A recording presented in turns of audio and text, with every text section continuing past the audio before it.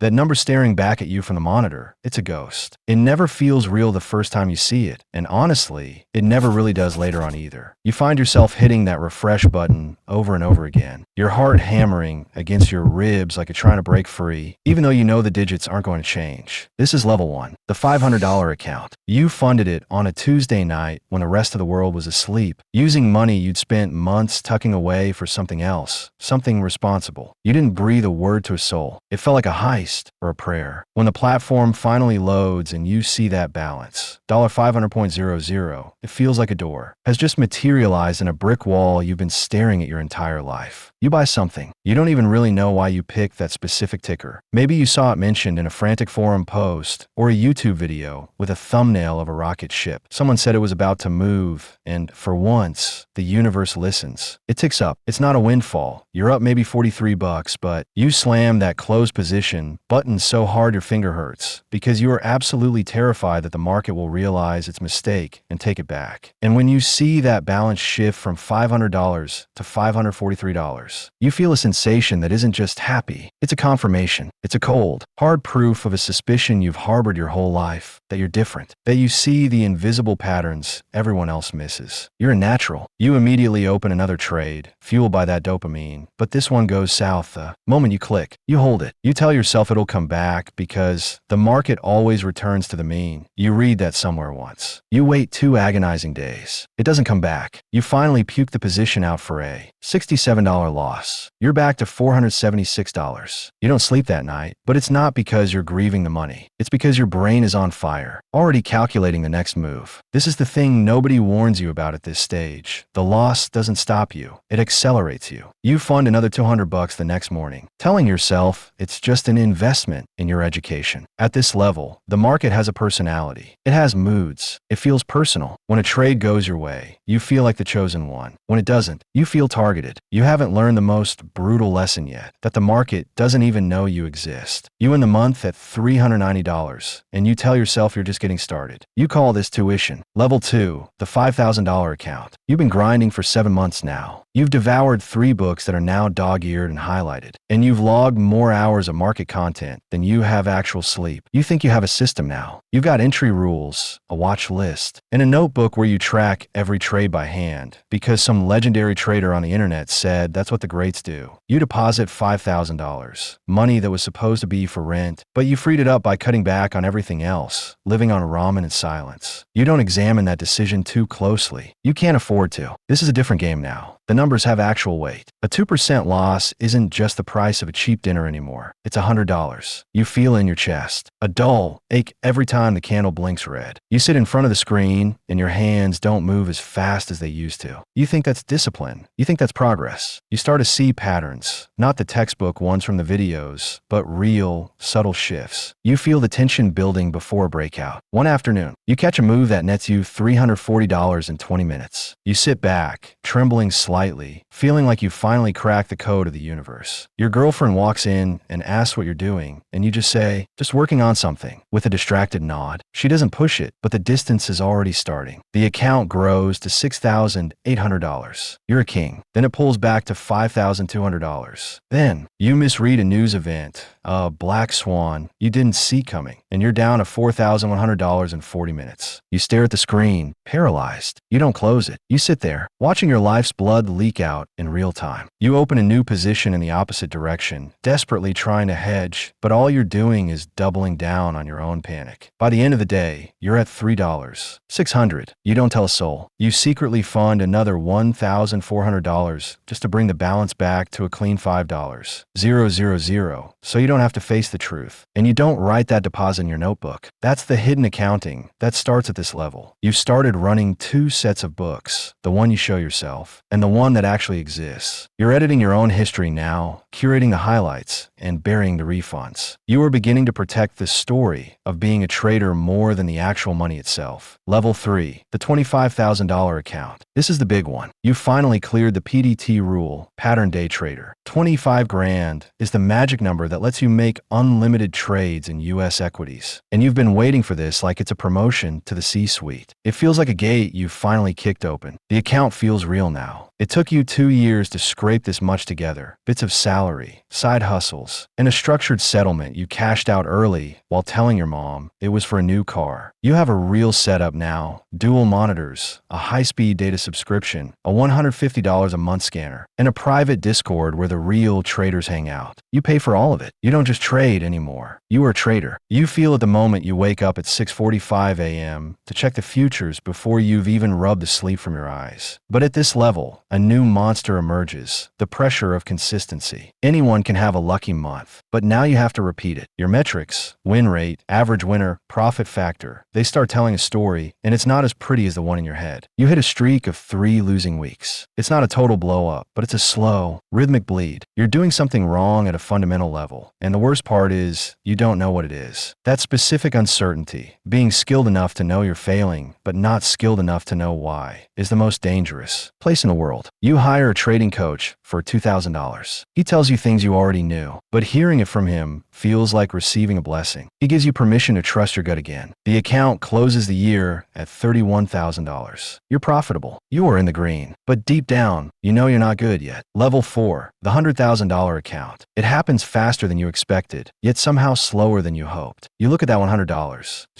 000 balance, and it doesn't feel remarkable. That's the first sign that the wires in your brain have been permanently rerouted. A year ago, this number was a fantasy. Now, it's just a working balance. You need it to be this size just to take the positions you need to take. Money has officially become a tool, and you don't get emotional about a hammer. You're trading size, now real size. You're moving in and out of positions that represent more money than most people will ever see in their lifetime, and none of it feels real. Your relationship ended somewhere along the way. There was no big blow up, no dramatic fight. She just told you that even when you were in the room, you weren't there. You didn't argue because you knew she was right. You were somewhere else, lost in the candles, calculating the what ifs. You think about this sometimes in the 2-minute window between a trade closing and the next setup forming, and then the setup forms, and you stop thinking about it entirely. At this level, you finally understand what edge actually means. It's not a secret strategy or a magic indicator. It's a cold, statistical reality that requires a massive sample size to prove and enough capital to survive the variance while you're proving it. You realize that most people wash out simply because they run out of breath before they reach the surface. You also realize what the market actually is. It's not a system. It's a collection of humans making terrified or greedy decisions in real time based on bad information. Every time you buy, someone is selling and someone is wrong. You are in a zero-sum war dressed up as an economy. This isn't cynicism, it's clarity. You start seeking out others who see it this way. They talk differently, quieter, less hype, no to the moon bullshit. They ask boring, precise questions. You feel more at home with them than with your own family, and you find that most other conversations just annoy you. Level 5, the $500,000 account. You don't even think about celebrating. That's not a performance for the cameras. You genuinely don't feel the impulse. $500,000 with your name on it, and all you feel is a low, stable, humming pressure. It's a kind of weight that doesn't spike because it never, ever leaves. You feel it when you wake up. You feel it on Saturdays when the market is closed and you're supposed to be relaxing. You feel it at dinner when your parents ask how you're doing and you just say, good, and change the subject because explaining your life to them will be like explaining quantum physics to a goldfish. Your entries are surgical now. You've learned how to wait, really wait, in a way that would be unrecognizable to that kid with a $500 account. You have setups you won't touch if the spread is a penny too wide. You have rules you've only broken twice in 4 years. And both times the market punished you so fast it felt like it was watching you through the webcam. Maybe that's superstition, or maybe it's just peak pattern recognition. You're not sure where one ends and the other begins. At this level, you start to feel the liquidity. You're big enough now that your own orders move the tape. You can see yourself in the price action. You've become part of the machine you used to just watch from the sidelines. That should feel powerful, but mostly it just feels like a heavy responsibility without any of the glory. You don't talk about your money, not because of some humble brag rule, but because you've seen the way people look at you when they find out. You see the mental math they start doing, the way their tone shifts, and you'd just rather not participate. Your social world has shrunk to a tiny radius. You tell yourself it's necessary for focus. You've been saying that since you hit